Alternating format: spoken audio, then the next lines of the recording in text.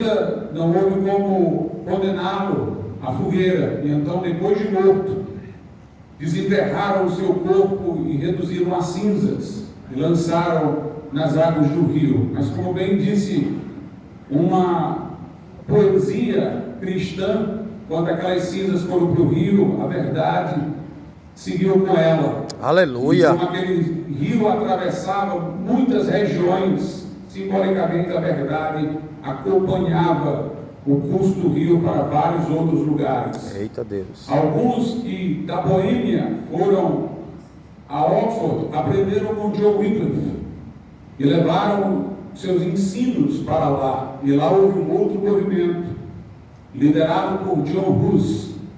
John Hus, ele pregou as verdades que nós pregamos, a salvação pela graça, mediante a fé, a Escritura, como única regra de fé e prática. Foi condenado à fogueira pelo concílio de Constança. E no ato de humilhação, no percurso para a fogueira, prenderam um cálice em suas mãos, só para depois tirá-lo em dado momento da sua jornada até a fogueira. E naquele momento em que foi tirado o cálice de sua mão, disseram: Judas, tu não és digno deste cálice. E aquele homem respondeu e disse: hoje eu beberei dele no reino. Aleluia! O sacerdote que Eita, tomou o cálice papai da indignado glória, disse: aos demônios eu entrego a tua alma. Ele olhou para o céu e disse: a ti, Jesus, eu entrego a alma que tu salvaste. eita Deus! E ele morreu cantando.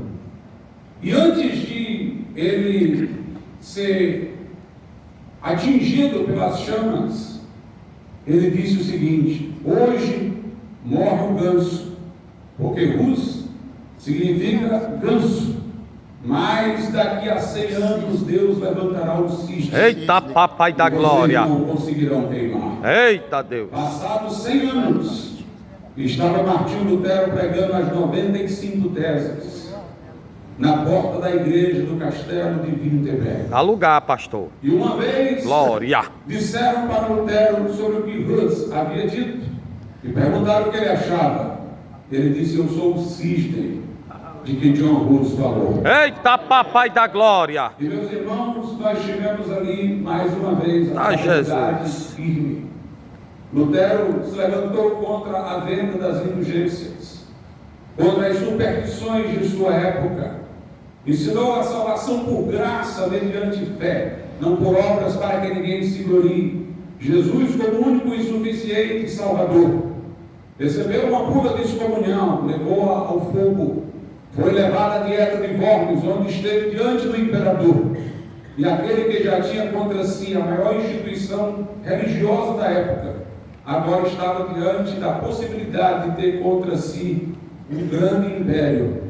Mas ali, diante daquelas autoridades que o obrigavam a se retratar, ele disse: se vocês não me convencerem pelas Escrituras, eu não me retratarei. Não posso agir de outra maneira. Minha consciência é prisioneira da palavra de Deus.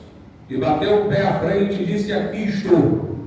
E que Deus venha em meu auxílio. Eita, meu Deus! Era um homem que mantinha a firmeza da sua fé diante das duas maiores instituições da sua época.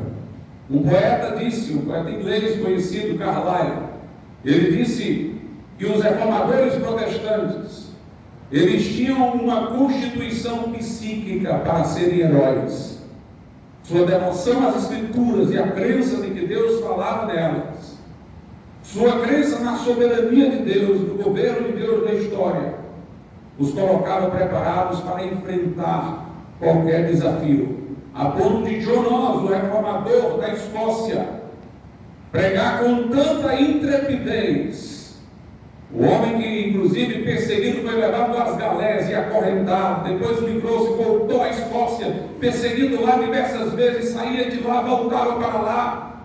A rainha da Escócia dizia: eu temo mais uma pregação de John Knox do que todos os canhões da Inglaterra. Eita Deus!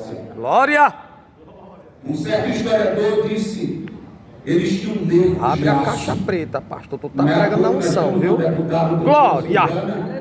Aleluia! A presidência da OMS. Eu já tive a satisfação de ver o pastor Paixão diante de uma eminente autoridade, e como profeta de Deus dizendo: se você for nessa direção, Deus vai lhe abençoar, mas se você não for, espere o juízo de Deus sobre a sua vida. Eita Deus.